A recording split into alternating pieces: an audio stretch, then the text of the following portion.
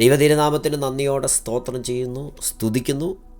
ദൈവവചനത്തെ ഇഷ്ടപ്പെട്ടുകൊണ്ട്, ദൈവവചനത്തെ വിശ്വസിച്ചുകൊണ്ട് ഈ മെസ്സേജ് ശ്രദ്ധിക്കുന്ന എല്ലാ പ്രിയപ്പെട്ടവരെയും യേശു ക്രിസ്തുവിൻ്റെ നാമത്തിൽ വന്ദനം ചെയ്യുന്നു. ദൈവമായ കർത്താവ് നിങ്ങളെ അനുഗ്രഹിക്കട്ടെ. ദൈവവചനത്തിൻ്റെ കേൾവിയിലേക്ക് നിങ്ങളെ ക്ഷണിക്കുന്നു.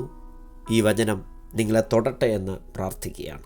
ദൈവിക കരുതലുകൾ ഓരോ നിമിഷവും അനുഭവിച്ചറിയുവാൻ, ദൈവത്തിൻ്റെ മഹത്വത്തിനായി നമുക്ക് ഈ ലോകത്തിൽ ജീവിപ്പാൻ ദൈവം നമുക്ക് കൃപ തരട്ടെ എന്ന് പ്രാർത്ഥിക്കുന്നു. സദൃശവാക്യങ്ങൾ 15:3 യഹോവയുടെ കണ്ണ് എല്ലായിടും ഉണ്ട്, ആകാത്തവരെയും നല്ലവരെയും നോക്കിക്കൊണ്ടിരിക്കുന്നു. വേദപുസ്തകത്തിനകത്ത് ദൈവത്തിൻ്റെ പ്രവർത്തന രീതിയെ പല തരത്തിൽ നമുക്ക് മനസ്സിലാക്കാൻ കഴിയും. ദൈവത്തിൻ്റെ കൈ, ദൈവത്തിൻ്റെ വിരലുകൾ, ദൈവത്തിൻ്റെ കാതുകൾ, ദൈവത്തിൻ്റെ കണ്ണിങ്ങനെ പല വാക്കുകൾ നമുക്ക് വേദപുസ്തകത്തിൽ നിന്ന് വായിക്കാൻ കഴിയും.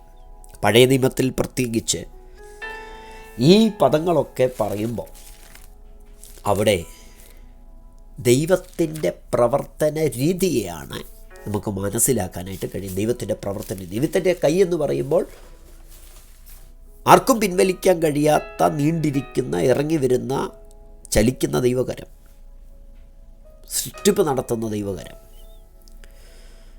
അങ്ങനെ ഒരുപാട് അർത്ഥങ്ങൾ ഈ വാക്കുകൾക്കകത്തെല്ലാം ഉണ്ട്. ഇന്ന് നാം ചിന്തിക്കുന്നത് ദൈവത്തിൻ്റെ കണ്ണ്, ദൈവത്തിൻ്റെ കണ്ണ്. ഇന്ന് ഈ മെസ്സേജ് കേൾക്കുന്ന പ്രിയരെ, വചനം വിശ്വസിക്കുകയും വചനം വെച്ച് പ്രാർത്ഥിക്കുകയും വചനത്തിൽ ആശ്രയിക്കുകയും ചെയ്യുന്ന ദൈവ പൈതലേ, നമ്മുടെ മേൽ ദൈവത്തിൻ്റെ ദൃഷ്ടി സ്വർഗത്തിലെ ദൈവം പതിപ്പിച്ചിട്ടുണ്ട്. ദൈവത്തിൻ്റെ ദൃഷ്ടി നമ്മുടെ മേൽ ഉണ്ട്, വിശ്വസിക്കുക. സദൃശവാക്യക്കാരൻ പറയുന്നു, യഹോവയുടെ കണ്ണ് എല്ലായിടും ഉണ്ട്, എല്ലായിടത്തും ഉണ്ട്. എല്ലായിടവും ഉണ്ടെന്ന് പറയുമ്പോൾ 139 സങ്കീർത്തനമാണ് അതിനകത്ത് നമുക്ക് ഏറ്റവും ശ്രദ്ധേയമായ കാര്യങ്ങളെ പറയുന്നത്. എല്ലായിടവും ഉണ്ട് എന്ന് പറയുമ്പോൾ നമ്മുടെ ദൃഷ്ടികൾക്ക് ഒരു വിഷന് ഇത്ര ഡിസ്റ്റൻസിനപ്പുറത്ത് നമുക്ക് കാണാൻ കഴിയത്തില്ല. കാലാവസ്ഥ പ്രതികൂലം മുഴുവൻ വാഹനം ഓടിക്കുന്ന വ്യക്തികൾ വെതർ ഫോർകാസ്റ്റ് വെച്ച് നോക്കുമ്പോൾ അവർക്കൊരു വിഷൻ ഡിസ്റ്റൻസ് ഒരു പരിധിയുണ്ട്. എന്നാൽ ദൈവത്തിൻ്റെ കണ്ണിന് എന്താ പ്രത്യേകത? ഹൃദയത്തിലെ നിരവുകൾ പോലും കാണാൻ കഴിയുന്ന, നടപ്പും കിടപ്പും ശോധന ചെയ്യാൻ കഴിയുന്ന, മനുഷ്യൻ്റെ വാക്കുകളെ അറിയുന്ന, എവിടെ പോയി ഒളിച്ചാലും കണ്ടെത്തുന്ന. എനിക്ക് 139 സങ്കീർത്തനത്തിലൊരു പദമാണ്, അതിൻ്റെ 12 വാക്യമാണ് ഏറ്റവും ഇഷ്ടം പറയാനായിട്ട്. ഇങ്ങനെ പറയുന്നത്, ഇരുട്ടെന്നെ മൂടിക്കളയട്ടെ, വെളിച്ചമെന്നെ ചുറ്റും രാത്രിയായി തീരട്ടെ എന്ന് ഞാൻ പറഞ്ഞാൽ ഇരുട്ടുപോലും നിനക്ക് മറവായിരിക്കത്തില്ല. രാത്രി പകലുപോലെ പ്രകാശിക്കും, ഇരുട്ടും വെളിച്ചവും നിനക്ക് ഒരുപോലെ തന്നെ. നോക്കിക്കേ, ഒരു വ്യക്തിയെ മൂടിക്കളയാൻ ലോകത്തിലെ സകല ഇരുട്ട് ശ്രമിച്ചാലും, ഇരുട്ടിൻ്റെ ശക്തികൾ ശ്രമിച്ചാലും, ഇരുട്ടിൻ്റെ സ്വാധീനം എത്ര ശ്രമിച്ചാലും, ഇരുട്ട് മൂടിക്കളയാൻ ശ്രമിച്ചാലും, ദൈവവചനം പറയുന്നു ഇരുട്ട് പോലും നിനക്ക് മറവായിരിക്കത്തില്ല. രാത്രി പകൽ പോലെ പ്രകാശിക്കും. അതിനകത്തൊരു ദൂതുണ്ട് കേട്ടോ. നിന്നെ മൂടിക്കളയാൻ, നിൻ്റെ വാക്തത്വത്തെ മൂടിക്കളയാൻ, നിന്നിലുള്ള വെളിച്ചത്തെ ഇരുട്ടാക്കാൻ ലോകത്തിലെ ഇരുട്ട് മുഴുവൻ എത്ര ശ്രമിച്ചാലും ഇരുട്ട് ദൈവത്തിന് മറവല്ല. രാത്രി പകല് പോലെ പ്രകാശിക്കും. സ്തോത്രം. അപ്പോൾ ദൈവത്തിൻ്റെ കണ്ണ് എല്ലായിടും ഉണ്ട്, ഇവിടെ പോയി വിളിച്ചാലും ദൈവം കാണുന്നുണ്ട്. എന്നിട്ട് അടുത്തത് പറയുന്നു, ആകാത്തവരെ നല്ലവരെ നോക്കിക്കൊണ്ടിരിക്കുന്നു. ലോകത്തിലുള്ള മനുഷ്യരെ രണ്ടായിട്ട് തിരിക്കുന്നു, ആകാത്തവർ, നല്ലവർ. ഇവരെ രണ്ട് കൂട്ടരെയും ദൈവം നോക്കിക്കൊണ്ടിരിക്കുക. ഒരു കൂട്ടം ആളുകൾക്ക് ദൈവത്തിൻ്റെ കണ്ണ് പ്രതികൂലമായി നിൽക്കുമ്പോൾ, ഒരു കൂട്ടം ആളുകൾക്ക് ദൈവത്തിൻ്റെ ദൃഷ്ടികൾ അനുകൂലമായി നിൽക്കുക. ആമേൻ.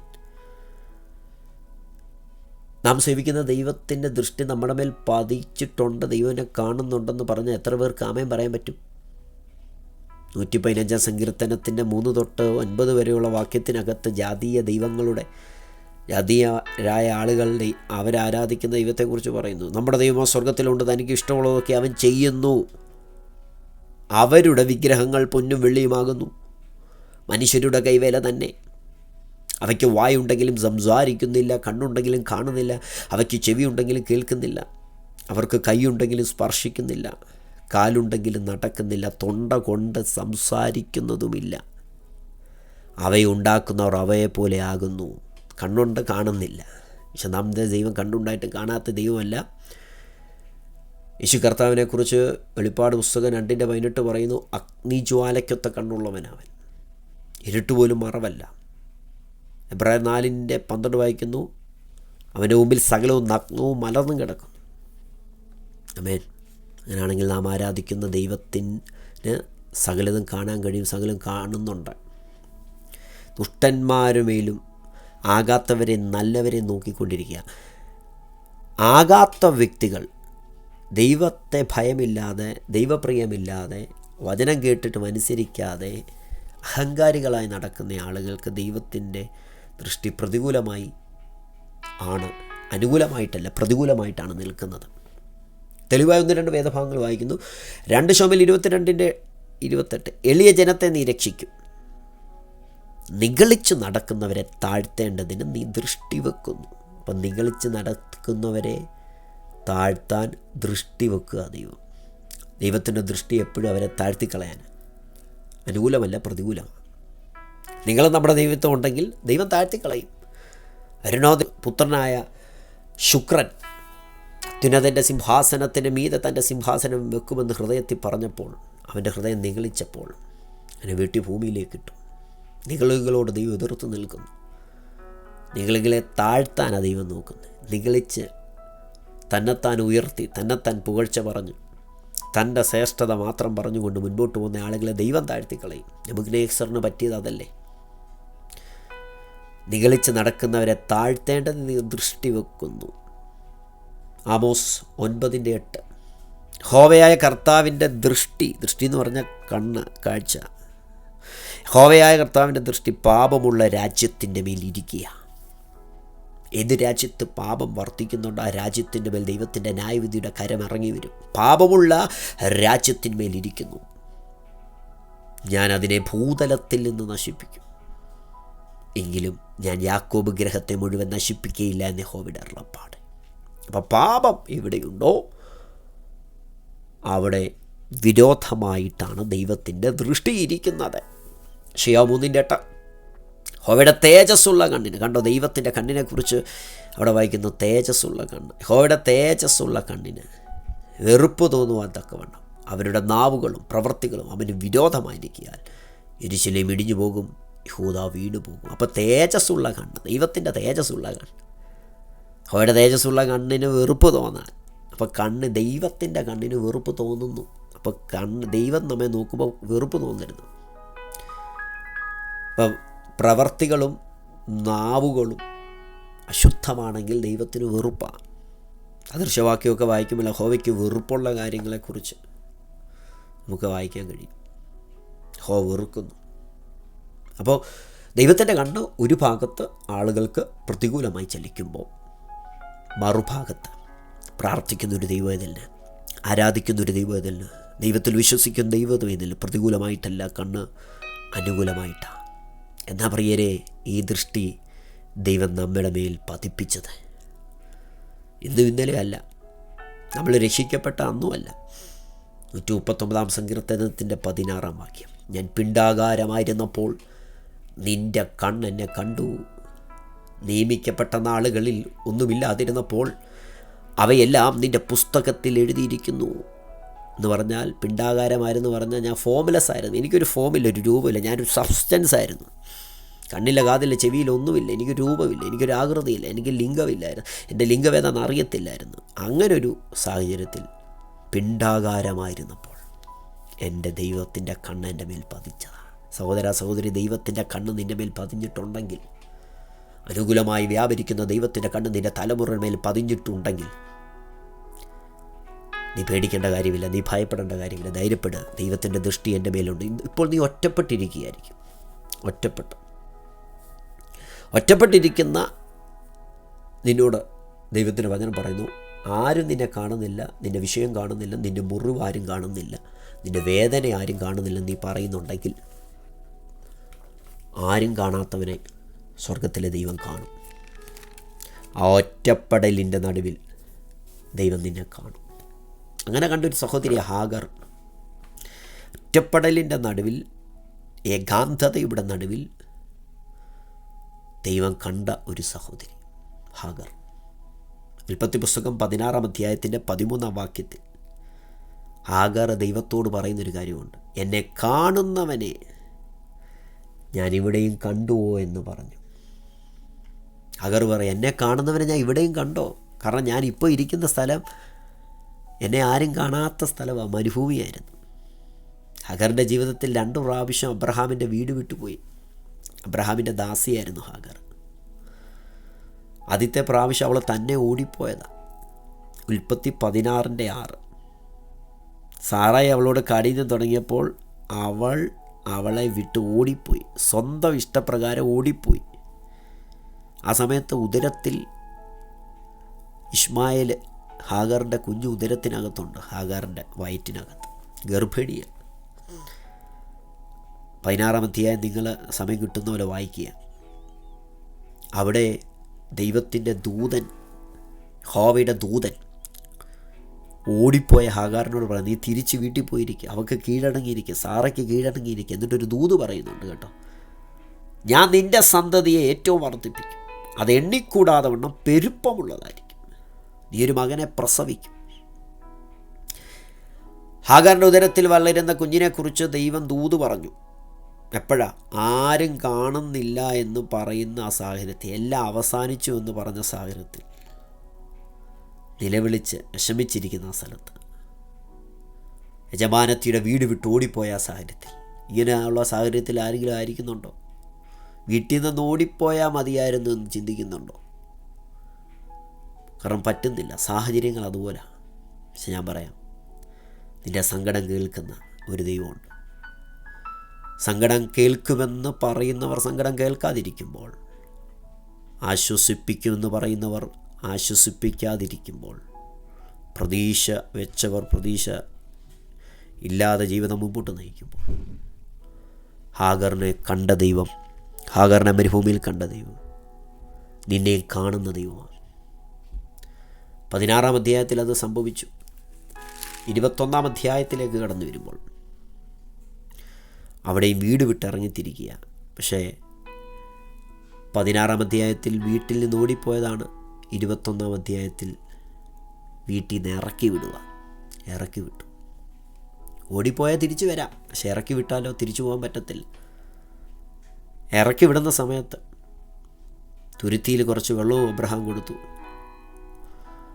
കുറച്ച് ഫുഡും കൊടുത്തു. അത് നമുക്ക് 14-ാം വാക്യത്തിൽ കാണാം. അബ്രഹാം അധികാലത്ത് എഴുന്നേറ്റ് അപ്പവും ഒരു തുരുത്തി വെള്ളവും എടുത്ത് ഹാഗാറിൻ്റെ തോളി വെച്ചു, കുട്ടിയെ കൊടുത്തു, അവളെ അയച്ചു. എങ്ങോട്ട് പോകാനാ? മാതാപിതാക്കൾ എവിടാന്നറിയത്തില്ല. ഇല്ല, ദാസിയല്ലേ അബ്രഹാമല്ലേ നോക്കേണ്ടത്, സാറയല്ലേ നോക്കണ്ടേ? തൻ്റെ ഭാഗത്ത് തെറ്റൊന്നുമില്ല. യജമാനത്തിയുടെ വാക്ക് കേട്ടനുസരിച്ച ആ ഹാഗർ വീട്ടിൽ നിന്ന് ഇറങ്ങിപ്പോണ്ട വന്നു. ഒറ്റപ്പെട്ടു പോയി. അത്ര വേദന സഹിച്ച സഹോദരിയാണ്. തോളിൽ അപ്പവും വെള്ളവും വെച്ച് കൊടുത്തു, കുഞ്ഞിനെയും കൊടുത്തു. കൊച്ചു കുഞ്ഞല്ല കേട്ടോ. കാരണം 21-ാം അധ്യായം നമ്മൾ വായിക്കുമ്പോൾ അവസാനിക്കുമ്പോൾ 16-ാം അധ്യായം വായിക്കുമ്പോൾ ഹാഗർ പ്രസവിക്കുന്ന സമയത്ത് അബ്രഹാമിന് 86 വയസ്സുണ്ടായിരുന്നു. 86 വയസ്സ്. 100-ാം വയസ്സിലാണ് ഇസഹാക്ക് ഉണ്ടാകുന്നത്. ഇസഹാക്ക് ഉണ്ടാകുന്ന സമയത്ത് എന്ത് സംഭവിച്ചു? അബ്രഹാമിന് 100 വയസ്സ്. അപ്പോൾ ഇസ്മായേലിന് ഏകദേശം 14 വയസ്സുണ്ട്. 14-15 വയസ്സുണ്ട്. ഒരു ടീനേജറാണ്, കൊച്ചു കുഞ്ഞല്ല. ആ മരുഭൂമിയിലൂടെ അവൾ ഉഴന്നു നടന്നെന്നാണ് ഉൽപ്പത്തി 21-15 വായിക്കുന്നത്. ഉഴന്നു നടക്കുക. തുരുത്തിയിലെ വെള്ളം കൊടുത്ത് ഫുഡും എല്ലാം തീർന്നു. ഒരു കുറ്റിക്കാട്ട് തണലിലിട്ടു ആ കൊച്ചനെ, 15 വയസ്സുള്ള കൊച്ചനെ തണലിലിട്ടു. കാരണം ഫുഡും തീർന്നു, വെള്ളവും തീർന്നു, മരുഭൂമിയാണ്. ആ കൊച്ചനെ അവിടെ ഇട്ടിട്ട് ഈ അമ്മ ഓടിപ്പോയി. ഒരൻപിൻപാട് ദൂരത്ത്, അമ്പ് എയ്യുമ്പോൾ ഇത്ര ദൂരം ചെല്ലുമ്പോൾ ആ അമ്പിൻപാട് ദൂരത്തിരുന്നു. കുട്ടിയുടെ മരണം എനിക്ക് കാണണ്ടെന്ന് പറഞ്ഞു. അതിന് ഓപ്പോസിറ്റായിട്ടിരുന്ന് കണ്ണടച്ച് കരയുക. അവൾ പറയുക, കുട്ടിയുടെ മരണം എനിക്ക് കാണണ്ട. കൊച്ചനവിടെ കിടന്ന് നിലവിളിക്കുക. 15 വയസ്സുണ്ട്. അമ്മ അടുത്തില്ല, കാരണം അമ്മയ്ക്ക് കുഞ്ഞിനെ കാണാൻ വയ്യ. വിഷമിച്ചു പോയി. പറയുന്നത് എന്തോ, കൊച്ചൻ്റെ മരണം എനിക്ക് കാരണം. 16-ാം അധ്യായത്തിൽ ഒരു ദൂത് ഉണ്ടായിരുന്നു, നിൻ്റെ ഉദരത്തിൽ വളരുന്ന കുഞ്ഞിനെ ഞാൻ പെരുപ്പിക്കുമെന്ന്. ആ ദൂത് അകത്ത് കിടക്കുന്നത് കൊണ്ട് മരുഭൂമിയ, വെള്ളമില്ല, ഭക്ഷണമില്ല, മരിച്ചു പോകുമെന്ന് പറഞ്ഞാലും മരിക്കത്തില്ല. കാരണം ദൂത് അകത്ത് കിടപ്പുണ്ട്. ദൈവത്തിന് ആ ദൂത് നിവർത്തിക്കണം. അവിടെയും ദൈവത്തിൻ്റെ ഉറവ ദൈവം അവിടെ കാണിച്ചു കൊടുക്കുകയാണ്. അവളുടെ കണ്ണ് ദൈവം തുറന്നു. അതേ പ്രിയരെ, ആരും നിന്നെ കണ്ടില്ലെങ്കിലും നിന്നെ കാണുന്നൊരു ദൈവം, ചാർച്ചക്കാരും ബന്ധുക്കളും നിന്നെ കാണുന്നില്ലെങ്കിലും നിൻ്റെ അവസ്ഥ അറിയുന്നൊരു ദൈവം, ആരും കാണാത്തിടത്ത് കാണുന്ന ഒരു ദൈവം. നിൻ്റെ മേലുള്ള വാക്തത്വത്തിൻ്റെ മേൽ ദൈവത്തിൻ്റെ ദൃഷ്ടി ദൈവം പതിപ്പിച്ചിട്ടുണ്ട്. പേടിക്കണ്ട. എൻ്റെ വാക്തത്വം എന്താവും, എന്നോട് പറഞ്ഞ ദൂത് എന്താവും എനിക്കറിയത്തില്ല. ഞാനിങ്ങനെ ഒറ്റപ്പെട്ടു പോകും, ഞാനിങ്ങനെ മുരടിച്ചു പോയില്ല. മുരടിച്ചു പോകത്തില്ല, നീ ഒതുങ്ങിപ്പോകത്തില്ല. വളർത്തുന്നൊരു ദൈവമുണ്ട്, വളർത്തുന്നൊരു ദൈവമുണ്ട്. ആമേൻ പറ. സ്തോത്രം. സക്രിയ പ്രവാചകൻ്റെ പുസ്തകത്തിൽ സെരുബ്ബാബേൽ ആലയം പണിയുന്ന സമയത്ത് 4-ാം അധ്യായത്തിൻ്റെ 9-10 വാക്യങ്ങൾ ഇങ്ങനെ വായിക്കുന്നത്, സെരുബ്ബാബേലിൻ്റെ കൈ ആലയത്തിന് അടിസ്ഥാനം ഇട്ടിരിക്കുന്നു, അവൻ്റെ കൈ തന്നെ ഇത് തീർക്കും. സൈന്യങ്ങൾ യഹോവ എന്നെ നിൻ്റെ അടുക്കൽ അയച്ചിരിക്കുന്നുവെന്ന് നീ അറിയുന്നു. 10-ാം വാക്യം, അല്പകാര്യങ്ങളുടെ ദിവസങ്ങളെ ആര് തുച്ഛീകരിക്കുന്നു, സർവ്വഭൂമിയിൽ ഊടാടി ചെല്ലുന്ന യഹോവയുടെ ഈ 7 കണ്ണ് സെരുബ്ബാബേലിൻ്റെ കയ്യിലുള്ള തൂക്കുകട്ട കണ്ട് സന്തോഷിക്കുന്നു. എന്ന് പറഞ്ഞാൽ സെരുബ്ബാബേലെ, താങ്കളിലൂടെ ആരംഭിച്ച ദൈവപ്രവൃത്തി അവസാനിക്കത്തില്ല, വേറൊരാൾ ഏറ്റെടുക്കത്തില്ല, നീ തന്നെ തീർക്കും. നിന്നിൽ ആരംഭിച്ചത് നീ തന്നെ തീർക്കും. ഒരാമേൻ പറ. കാരണം ദൈവത്തിൻ്റെ ഭൂമിയിലെങ്ങാട് ഊടാടി സഞ്ചരിക്കുന്ന ദൈവത്തിൻ്റെ 7 കണ്ണ് നിൻ്റെ കയ്യിലിരിക്കുന്ന തൂക്കുകെട്ടണമെന്ന് സന്തോഷിക്കുക. നിൻ്റെ മേലുള്ള വാക്തത്വത്തിൻ്റെ മേൽ ദൈവത്തിൻ്റെ ദൃഷ്ടിയുണ്ട്. നിന്നിൽ ആരംഭിച്ച ദൈവപ്രവൃത്തിയുടെ ദൈവത്തിൻ്റെ ദൃഷ്ടിയുണ്ട്. നിന്നെ കൊണ്ട് ചെയ്യിക്കേണ്ട സകല കാര്യങ്ങളും ചെയ്തു തീർക്കാൻ ദൈവം വിശ്വസ്തന. കാരണം ദൈവത്തിൻ്റെ ദൃഷ്ടി നിൻ്റെ മേലുണ്ട്. അല്ലേ 2 ദിനവൃത്താന്തം 16:9 പറയുന്നത്, യഹോവയുടെ കണ്ണ് തങ്കലേകാരി ചിത്തന്മാരായിരിക്കുന്നവർക്ക് വേണ്ടി തന്നെത്താൻ ബലവാനെന്ന് കാണിക്കേണ്ടതിന് ഭൂമിയിലെല്ലാടും ഊടാടിക്കൊണ്ടിരിക്കുന്നു. ഊടാടിക്കൊണ്ടിരിക്കുക. ദൈവം ചിലത് തെളിയിക്കും. ദൈവത്തിൽ ഏകാഗ്രമായി മനസ്സ് വെച്ചവർക്ക് വേണ്ടി ദൈവം ബലവാനെന്ന് കാണിക്കാൻ ദൈവം ചിലത് തെളിയിക്കുമെന്ന്. ആമേൻ. ഈ വർഷത്തിൻ്റെ പ്രാരംഭ സമയത്ത് ഈ ദൂത് കേൾക്കുമ്പോൾ, അല്ല ഏത് സമയത്ത് നിങ്ങൾ ഈ ദൂത് കേട്ടാൽ, ആവർത്തനം 11:12 ഇസ്രായേൽ ജനത്തെ ദൈവം വാഗ്ദത്തം ചെയ്ത ദേശത്ത് ആക്കാൻ ക്രമീകരിക്കുന്ന സമയത്ത് അവരെ കൊണ്ടെത്തിക്കുമ്പോൾ, അവരുടെ ദൂതൊക്കെ പറയുമ്പോൾ ഒരു വാക്യം വളരെ ശ്രദ്ധേയമാണ്. ആവർത്തനം 11:12, നിന്റെ ദൈവമായ യഹോവ പരിപാലിക്കുന്നതായ ദേശമാകുന്നു. ആണ്ടിൻ്റെ ആരംഭം മുതൽ അവസാനം വരെ നിന്റെ ദൈവമായ യഹോവയുടെ ദൃഷ്ടി എപ്പോഴും അതിമേയിരിക്കും. നീ പാർക്കുന്ന ദേശത്ത്, നീ പാർക്കുന്ന രാജ്യത്ത്, നീ പാർക്കുന്ന ഭവനത്തിൽ ദൈവത്തിൻ്റെ ദൃഷ്ടി വല്ലപ്പോഴുമല്ല, വർഷത്തിൻ്റെ ആരംഭം മുതൽ വർഷത്തിൻ്റെ അവസാനം വരെ. പറഞ്ഞാട്ടെ, വർഷത്തിൻ്റെ ആരംഭം മുതൽ വർഷത്തിൻ്റെ അവസാനം വരെ ദൈവത്തിൻ്റെ ദൃഷ്ടി എൻ്റെ മേലുണ്ട്. ഞാനായിരിക്കുന്ന ദേശത്തിൻ്റെ മേലുണ്ട്. ഭയപ്പെടണ്ട, നിരാശപ്പെടണ്ട, സ്തോത്രം ചെയ്യും. ഇന്നലകളെ ഓർത്ത് നീ ഭാരപ്പെടണ്ട. പണ്ടുള്ളതിനെ നീ ഓർത്തുകൊണ്ടിരിക്കരുത്. മുമ്പുള്ളതിനെ നിരോപിച്ചുകൊണ്ടിരിക്കാതെ. നിനക്ക് ഒരുപാട് ദൂരം ഓടാനുള്ളതല്ലേ, ഒരുപാട് കാര്യങ്ങൾ ദൈവത്തിന് വേണ്ടി ചെയ്യാനുള്ളത്. എന്തിനാണ് നിരാശപ്പെട്ടിരിക്കുന്നത്? എഴുന്നേറ്റ് പ്രകാശിക്കുക. നിൻ്റെ പ്രകാശം വന്നിരിക്കുന്ന യഹോവയുടെ തേജസ് നിന്നെ. എനിക്കറിയാം, വചനം ഒരുപാട് പേരെ തൊടുന്നുണ്ട്. പരിശുദ്ധാത്മാവ് നിങ്ങൾ ഇരിക്കുന്ന സ്ഥലത്ത് ഭക്ഷണം കഴിച്ചുകൊണ്ടായിരിക്കാം, വാഹനത്തിൽ ഇരുന്നുകൊണ്ടായിരിക്കാം, ബെഡ്റൂമിൽ കിടന്നുകൊണ്ടായിരിക്കാം, ജോലി ചെയ്തുകൊണ്ടായിരിക്കാം, കുക്കിംഗ് ചെയ്തുകൊണ്ട്, എവിടെ ആയിരുന്നാലും, എവിടെ ഇരുന്ന് കേട്ടാലും പരിശുദ്ധാത്മാവ് വചനത്തിലൂടെ നിങ്ങളെ തൊടും. വചനം കേട്ടവരുടെ ആത്മാവ് വന്നതോ നിങ്ങളെ ഉണർത്തുകയാണ്. ആമേൻ. ദൈവം നിൻ്റെ മേൽ ദൃഷ്ടി വെച്ചിട്ടുണ്ടെങ്കിൽ ദൈവം അനുവാദം കൊടുക്കാതെ ആർക്കും നിന്നെ തൊടാൻ പറ്റത്തില്ല. ആമേൻ. ഒരു മരുഭൂമിക്കും നിന്നെ ഉണക്കിക്കളയാൻ പറ്റത്തില്ല. ഒരു കടുങ്കാറ്റിനും നിന്നെ എടുത്തുകൊണ്ട് പോകാൻ പറ്റത്തില്ല. കാരണം ദൈവത്തിൻ്റെ ദൃഷ്ടി നിൻ്റെ മേലുണ്ട്. യോബിൻ്റെ പുസ്തകം 1-8 വാക്യം, യഹോവ സാത്താനോട്, എൻ്റെ ദാസനായ യോബിൻ്റെ മേൽ നീ ദൃഷ്ടി വെച്ചുവോ? അവനെപ്പോലെ നിഷ്കളങ്കന് നേരുള്ളവനും ഭയഭക്തനും ദോഷം വിട്ടകലുന്നവനും ഭൂമിയിൽ ആരുമില്ലല്ലോ എന്ന് പറഞ്ഞു. അപ്പോൾ യോബ് ഭക്തനായി പ്രാർത്ഥിക്കുന്ന ഭക്തൻ, അവനെ ദൃഷ്ടി വെച്ചു സാത്താൻ. അവനെ നോക്കിയത് ആര് കണ്ട്? യഹോവയായ ദൈവം കണ്ട്. ദൈവാനുവാദം കൊടുക്കാതെ സാത്താൻ ഒന്നും ഇയ്യോബിൻ്റെ മേൽ ചെയ്യാൻ പറ്റിയില്ല. ദൈവത്തിൻ്റെ പെർമിഷൻ വേണം കേട്ടോ. നീ പ്രാർത്ഥിക്കുന്ന, നീ വിശ്വസിക്കുന്ന കർത്താവിൻ്റെ പെർമിഷൻ ഇല്ല നിന്നെ തൊടാൻ പറ്റുകയില്ല. ദൈവം അനുവാദം കൊടുക്കാതെ ആർക്കും നിന്നെ, നിൻ്റെ കുടുംബത്തെ ഒന്നും ചെയ്യാൻ പറ്റത്തില്ല. യോസേപ്പ് ദർശനം കണ്ട വ്യക്തിയാണ്, ദർശനപ്രകാരം ജീവിക്കുന്ന ആളാണ്. അദ്ദേഹത്തിൻ്റെ ജീവിതത്തിന് നേരെ എത്ര വെല്ലുവിളികൾ ഉയർന്നു വന്നു. 39-ാം അധ്യായം 47-ാം വാക്യത്തിൽ പോത്തിഫേറിൻ്റെ ഭാര്യ അവൻ്റെ വിശുദ്ധ ജീവിതത്തെ തൊടാൻ ശ്രമിച്ചു, അവൻ്റെ വിശുദ്ധിയെ തൊടാൻ ശ്രമിച്ചു, ദൈവിക ബന്ധത്തെ തൊടാൻ ശ്രമിച്ചു, നടന്നില്ല. യോസേപ്പ് കോമളനും മനോഹര രൂപിയും ആയിരുന്നതുകൊണ്ട് യജമാനൻ്റെ ഭാര്യ യോസേപ്പിൻ്റെ മേൽ കണ്ണു പതിപ്പിച്ചു. സ്തോത്രം. എന്നാൽ പോത്തിഫേറിൻ്റെ ഭാര്യയെ താങ്കൾ അറിയുന്നില്ല. നീ എത്ര കണ്ണു പതിപ്പിച്ചാലും അവൻ്റെ വിശുദ്ധിയെ തൊടാൻ ദൈവം സമ്മതിക്കത്തില്ല. ദൈവമക്കളെ, നമ്മുടെ വിശുദ്ധ ജീവിതത്തെ തൊടാൻ ദൈവം അനുവാദം കൊടുക്കാതെ ആർക്കും പറ്റുകയില്ല. ദൈവം അനുവാദം കൊടുക്കുകയില്ല. സ്തോത്രം. ആമേൻ പറ. നിൻ്റെ പ്രാർത്ഥന ജീവിതത്തെ തൊടാൻ ദൈവം അനുവാദം കൊടുക്കാതെ പറ്റുകയില്ല. ഒന്ന്, ആരും കണ്ടില്ലേലും നമ്മെ കാണുന്നൊരു ദൈവമുണ്ട്. ആ ഒരു ഭയത്തോടെ, ആ ഒരു വിശ്വാസത്തോടെ വേണം ജീവിക്കാൻ. ആ ഒരു ദൈവഭയം നമ്മളെ ഭരിക്കണം. എൻ്റെ ദൈവം എന്നെ കാണുന്നുണ്ട്. ഞാൻ എവിടെ പോയാലും ആരും കാണുന്നില്ല, അപ്പനില്ല, അമ്മയില്ല, പക്ഷേ ഞങ്ങൾ കാണുന്നൊരു ദൈവമുണ്ട്. ആ ഒരു വെളിപ്പാട് നമ്മളെ ഭരിച്ചാൽ നമ്മൾ ഭയത്തോടെ, ഭക്തിയോടെ ജീവിക്കും. ദൈവത്തിൻ്റെ കണ്ണ് നമ്മുടെ പ്രോമിസിൻ്റെ മേലുണ്ട്. ദൈവം പറഞ്ഞ വാഗ്ദത്തത്തിൻ്റെ മേലുണ്ട്. 3, കണ്ണുനീര് ഒഴുക്കിയത് ആരും കണ്ടില്ലേലും ദൈവം കാണുന്നുണ്ട്. ഹിസ്കിയ രാജാവിനെ കുറിച്ച് രാജാക്കന്മാർ പുസ്തകത്തിൽ വായിക്കുന്നു. 2 രാജാക്കന്മാർ 25. നീ മടങ്ങിച്ചെന്ന് എൻ്റെ ജനത്തിൻ്റെ പ്രഭുവായ ഹിസ്കിയാവിനോട് പറയേണ്ടത്, നിൻ്റെ പിതാവായ ദാവീദിൻ്റെ ദൈവമായ യഹോവ ഇപ്രകാരം ചെന്നു, ഞാൻ നിൻ്റെ പ്രാർത്ഥന കേട്ട് നിൻ്റെ കണ്ണുനീര് കണ്ടിരിക്കുന്നു. ഞാൻ നിന്നെ സൗഖ്യമാക്കും. 3-ാം ദിവസം നീ യഹോവയുടെ ആലയത്തിൽ പോകും. ഞാൻ നിൻ്റെ കണ്ണുനീര് കണ്ടിരിക്കുന്നു. രാത്രി യാമത്തിൽ തലയിണയോട് ചേർത്ത് വെച്ച് കരഞ്ഞത്, ഉറങ്ങുകയാണെന്ന് മറ്റുള്ളവരായിരിക്കുമ്പോഴും ആരും കാണാതെ കരഞ്ഞത്, കുക്ക് ചെയ്യുമ്പോൾ കരഞ്ഞത്, വാഹനം ഓടിക്കുമ്പോൾ കരഞ്ഞത്, കുഞ്ഞുങ്ങളെ ഓർത്ത് കരഞ്ഞത്, ആരും കണ്ടില്ലേലും വചനം പറയുന്നു, ഞാൻ നിൻ്റെ പ്രാർത്ഥന കേട്ടു, നിൻ്റെ കണ്ണുനീര് കണ്ടിരിക്കുന്നു. കണ്ണുനീരിനെ തുരുത്തിയിലാക്കി വെക്കുന്ന ദൈവം, കണ്ണുനീരിനെ മറികടക്കാത്ത ദൈവം, കണ്ണീരോട് വിതച്ചതിന് ആർപ്പോടെ കൊയ്ത്തു തരുന്ന ദൈവം, നിലവിളിക്കുന്നതിന് മുമ്പ് നിൽക്കുന്ന ദൈവം.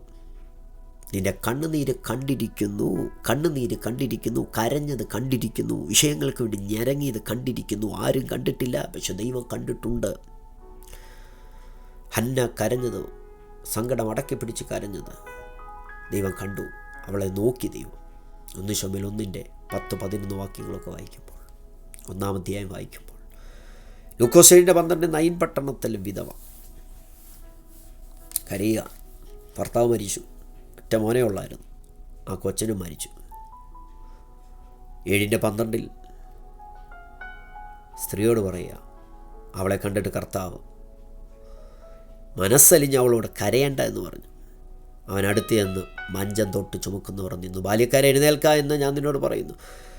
മരിച്ചു എഴുന്നേറ്റ് സംസാരിക്കാൻ തുടങ്ങി, ഇരുന്ന് സംസാരിക്കാൻ തുടങ്ങി. ആ ഭാഗം വായിക്കുമ്പോൾ, ലൂക്കോസ് 7:12-15 വരെ വായിക്കുമ്പോൾ വ്യക്തമായിട്ട് വായിക്കാൻ പറ്റും. നയിൻ പട്ടണത്തിലെ വിധവ കരഞ്ഞു. ആരും കണ്ടില്ല, മനസ്സിലിഞ്ഞില്ല, യേശു കണ്ടു മനസ്സിലില്ല. അതേ പ്രിയരെ, നിൻ്റെ കരച്ചിൽ കാണുന്നൊരു ദൈവമുണ്ട്. സ്തോത്രം. ആമേൻ. 3, നിൻ്റെ കഷ്ടത കാണുന്നൊരു ദൈവമുണ്ട്. പുറപ്പാട് ദിവസം 7:3 യഹോവ അരുളി ചെയ്യുക, മിസ്രൈമിലുള്ള എൻ്റെ ജനത്തിൻ്റെ കഷ്ടത ഞാൻ കണ്ടു. ഊഴിയ വിചാരകന്മാർ നിമിത്തമുള്ള അവരുടെ നിലവിളി കേട്ടു. ഞാൻ അവരുടെ സങ്കടങ്ങൾ അറിയുന്നു. അപ്പോൾ വ്യക്തമായിട്ട് പറയുക, കഷ്ടത ഞാൻ കണ്ടു. 2 പ്രാവശ്യം കണ്ടു ഞാൻ കണ്ടെന്ന്. അപ്പം കഷ്ടത കാണാത്ത ദൈവമല്ല, കാണുന്ന ദൈവം. കഷ്ടത കണ്ടു. അതുകൊണ്ടാണല്ലോ പുറപ്പാട് 14 ചെങ്കടൽ കടന്ന് വരുന്ന സമയത്ത് മിസ്രൈമ്യ സൈന്യത്തെ യഹോവ നോക്കിയതായിട്ട് കാണുന്നത്. അഗ്നി മേഘസ്തംഭത്തിൽ നിന്ന് യഹോവ മിസ്രൈമ്യ സൈന്യത്തെ നോക്കിയെന്ന് മിസ്രൈമി സൈന്യത്തെ താറുമാറാക്കിയത്. കഷ്ടത കണ്ട ദൈവം നിനക്ക് വേണ്ടി പ്രവർത്തിക്കും. കഷ്ടത കണ്ട ദൈവം ഒറ്റ നോട്ടം നോക്കിയാൽ മതി, ശത്രു ഓടിപ്പോകും. പുറപ്പാട് 14:24 നമ്മൾ വായിച്ച് നോക്കി, നിൻ്റെ കഷ്ടത കണ്ടിട്ട് നിൻ്റെ പ്രതികൂലത്തെ നോക്കി അതിനെ ശാസിക്കും ദൈവം. ആമേൻ, ആമേൻ പറ. ഉൽപ്പത്തി 31:42 പറയുന്നു, യാക്കോബ് പറയുക, എൻ്റെ പിതാവിൻ്റെ ദൈവമായ അബ്രഹാമിൻ്റെ ദൈവവും ഇസഹാക്കിൻ്റെ ഭയവുമായവൻ എനിക്കില്ലായിരുന്നുവെങ്കിൽ നീ എന്നെ വെറുതെ അയച്ചു കളയുമായിരുന്നു. ദൈവം എൻ്റെ കഷ്ടതയും എൻ്റെ കൈകളുടെ പ്രയത്നവും കണ്ട് കഴിഞ്ഞ രാത്രിയിൽ ന്യായം വിധിച്ചു. യാക്കോബേ, നിൻ്റെ കഷ്ടതയും കൈയുടെ പ്രവൃത്തിയും കണ്ട ദൈവം, നിനക്ക് ദൃഷ്ടി വെച്ച് നിനക്ക് ആലോചന പറഞ്ഞു തരുന്ന ദൈവം. ഒരു നിമിഷം പ്രാർത്ഥിച്ച്, എല്ലായിടത്തുമുള്ള ദൈവത്തിൻ്റെ കണ്ണ് പ്രതികൂലമായിട്ടല്ല അനുകൂലമായിട്ടാണ് പ്രാർത്ഥിക്കുന്ന ഭക്തന്മാർക്ക് വേണ്ടി ദൈവത്തിൻ്റെ കണ്ണ് ചലിക്കുന്നത്. എൻ്റെ വിഷയത്തിൻ്റെ മേൽ പ്രാർത്ഥിക്കുന്ന കാര്യത്തിന് മേൽ ദൈവത്തിൻ്റെ കണ്ണുണ്ട്. ആ ഒരു ഭയത്തിൽ നമുക്ക് ജീവിക്കാം. ഏത് രാജ്യത്ത് പോയാലും ഏത് സാഹചര്യത്തിലായാലും ഈ വെളിപ്പാടുള്ള ദൈവത്തിൻ്റെ പൈതൽ ദൈവ സാന്നിധ്യത്തിൽ നിന്ന് അകന്നു പോകത്തില്ല. ഒരുമിച്ച് പ്രാർത്ഥിക്കാം. പരിശുദ്ധ പിതാവേ, ലോകരാജ്യങ്ങളിൽ ഇരുന്നു കൊണ്ട് ഈ ദൈവജന സന്ദേശം ശ്രദ്ധിച്ച് സകല വ്യക്തികൾക്ക് വേണ്ടി പ്രാർത്ഥിക്കുന്നു. ദൈവത്തിൻ്റെ ദൃഷ്ടി ആണ്ടിൻ്റെ ആരംഭം മുതൽ അവസാനം വരെ ഞങ്ങളുടെ മേലുണ്ടെന്നും എവിടെ പോയാൽ ദൈവത്തെ ഒളിച്ച്, ദൈവത്തിൻ്റെ ആത്മാവിനെ ഒളിച്ച് ഞങ്ങൾക്ക് എങ്ങും പോകാൻ പറ്റത്തില്ലെന്ന് ഞങ്ങൾ മനസ്സിലാക്കുന്നു. ഞങ്ങളുടെ സാന്നിധ്യത്തിനായി നന്ദി പറയുന്നു. ഈ ശബ്ദത്തിലൂടെ പരിശുദ്ധാത്മാവ് ഞങ്ങളോട് ഇടപെടുന്നതിന് നന്ദി പറയുന്നു. ഈ വചനത്തിലൂടെ ദൈവാത്മാവ് ഇടപെടുന്നതിന് നന്ദി പറയുന്നു. കടലുകൾ കടന്ന്, ദ്വീപുകൾ കടന്ന്, രാജ്യങ്ങൾ കടന്ന് ഈ ശബ്ദം എത്തുന്നതിന് നന്ദി പറയുന്നു. ശബ്ദം കേൾക്കുന്നവരെ അനുഗ്രഹിക്കുന്നു, വചനം ശ്രദ്ധിച്ചവരെ അനുഗ്രഹിക്കുന്നു. അങ്ങേക്ക് മാത്രം മഹത്വം കൊടുക്കുന്നു. അങ്ങ് മാത്രം ആരാധനയ്ക്ക് യോഗ്യൻ, അങ്ങ് മാത്രം രക്ഷകൻ, അങ്ങ് മാത്രം വീണ്ടെടുപ്പുകാരൻ, അങ്ങ് മാത്രം ഞങ്ങളുടെ ദൈവം. അങ്ങ് ഞങ്ങളെ കാണുന്നുണ്ടെന്ന് ഉള്ള ബോധ്യത്തോടെ, വിശുദ്ധിയോടെ, ഭക്തിയോടെ ജീവിക്കാൻ ഞങ്ങളെ സഹായിക്കും, ഒരുമിച്ച് അനുഗ്രഹിക്കും. അങ്ങനെ വരവിനായി ഞങ്ങളെ ഒരുക്കും. യേശുവിൻ നാമത്തിൽ ആമേൻ.